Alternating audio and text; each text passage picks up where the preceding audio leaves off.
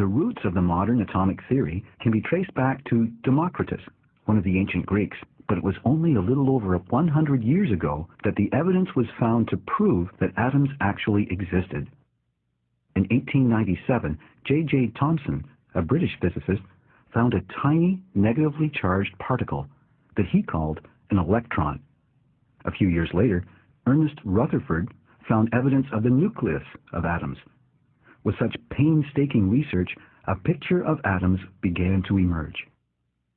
We now know that atoms are composed of protons, neutrons, and electrons.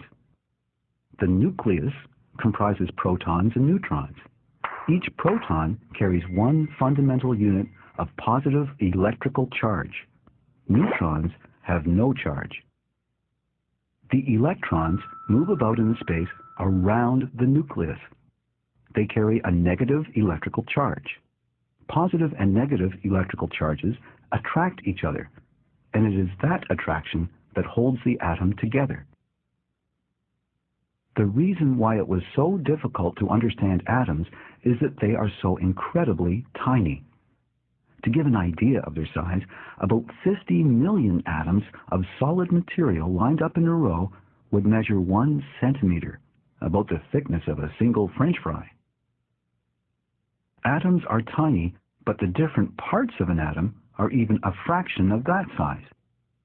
Compare the nucleus of an atom to the size of a marble at the starting line of a 100-meter track. The electron would be the size of a speck of sand halfway down the track. The rest of the atom is empty space.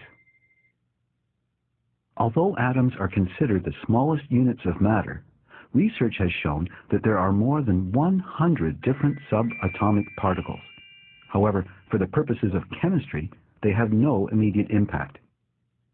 Chemical behavior of matter can be understood simply in terms of protons, neutrons, and electrons.